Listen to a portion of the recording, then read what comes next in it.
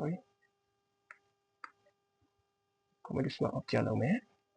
learning option ထဲမှာကျွန်တော်တို့ stock ကိုအနီရောင်လေးကုန်မယ်ပေါ့နော်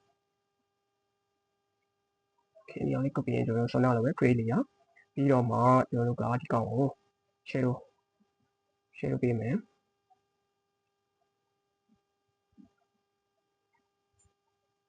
okay အောက်ကကောင်လေး shadow ပေးမယ်အောက်ကကောင်က stock လေးနဲ့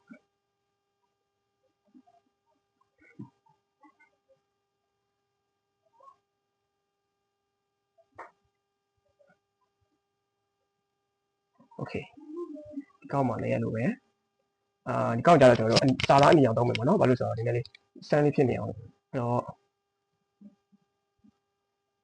create လေးရကောင်အနီရောင်သုံးမယ်ပြီးရင်ကောင်ကို shadow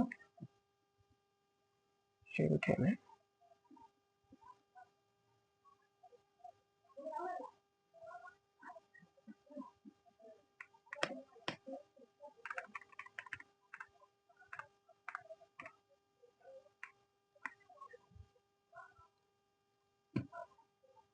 ပြီးတော့မှဒီ text ကိုကျွန်တော်တို့ပေါ်ကျွန်တော်တို့ဒီ bubble လေးထည့်မယ်ပေါ့နော်ဟို element လေးကို text element လေးကို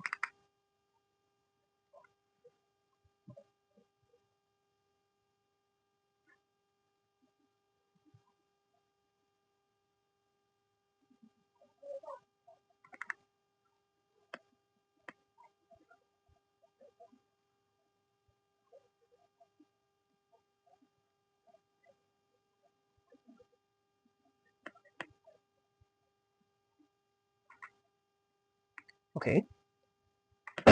ဒါလေးကိုကျွန်တော်တို့ shape လုပ်လိုက်မယ်ပေါ့နော်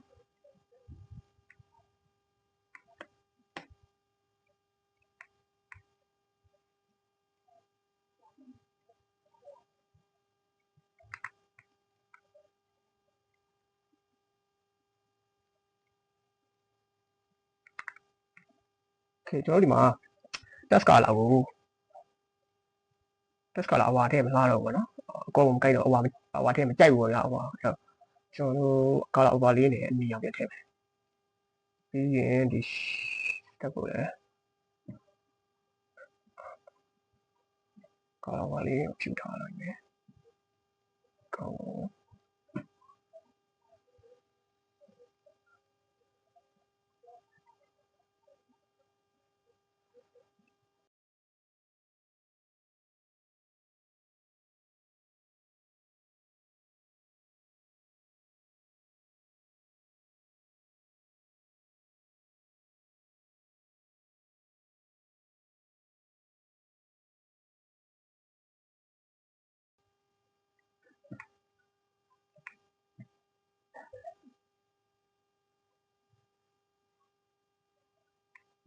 နည်းလေးကြွအောင်ဒီကောင်ကို 3D text လေးပုံစံဖြစ်သွားကာလာလေးပြန်ချိန်မယ်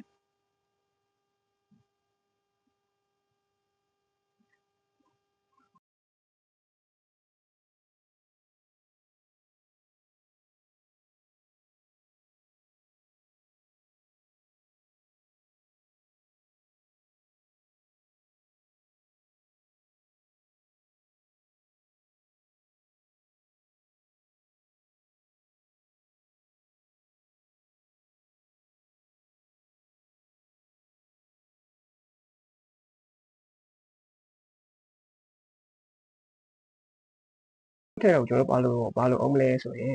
ဒီ product ကလေးပေါ်လွင့်နေတဲ့ပုံဖြစ်နေပါတော့အဲ့တော့ကျွန်တော် shape လေးနဲ့ထပ်ခိုင်းလိုက်မယ်။ဒါဆိုဘွဲခုံလေးနဲ့ထည့်လိုက်ပုံမိုက်အောင်ပါနော်။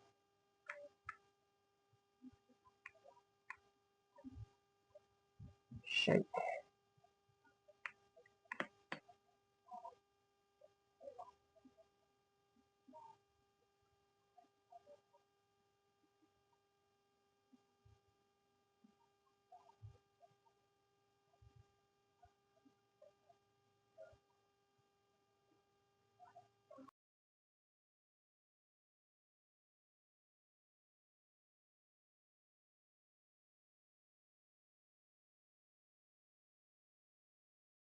ပဲချိန် sorry ကျွန်တော် element ထည့်အောင်ပါမယ်မေ့နေရတယ်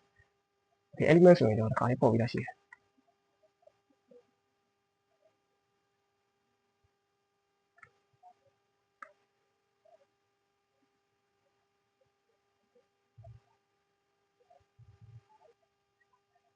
ဒီအဝိုင်းလေးလို့ရှင်အားလို့ဒါပေမဲ့radial blur ထဲမှာကျွန်တော်ဇုံးယူလိုက်မယ်โอเคဒါအလဲလေးစုပြီးတော့ဗောနော်အလဲလေးစုပြီးတော့ဝင်နေတဲ့ပုံစံလေးလို့ရှင်တော့ဗောနော်โอเคဒါဆိုရပြီပြီးရင်ကျွန်တော်တို့ဒါကိုopacity လေးပပလေးရှော့မယ်ဘာလို့ဆိုကျွန်တော်ဒီကောင်ဖြတ်တော့မှာဖြတ်မှုဆိုတော့ဘယ်လိုအပ်တဲ့ဟာတွေမပါအောင်လို့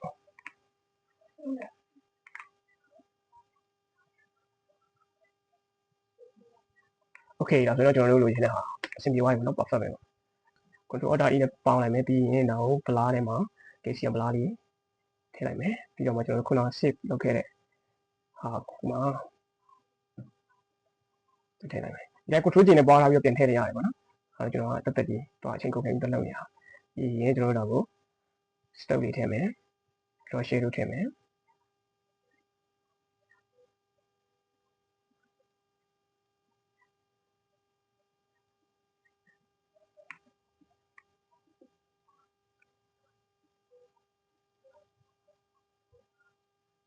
โอเคဒါဆိုကျွန်တော်တို့ plan ကိုပြဖို့ဒါမဟုတ်အဲ့မို့တင်ဖို့တော့မော့ကက်လေးရတယ်ပေါ့နော်အကျွဲလေး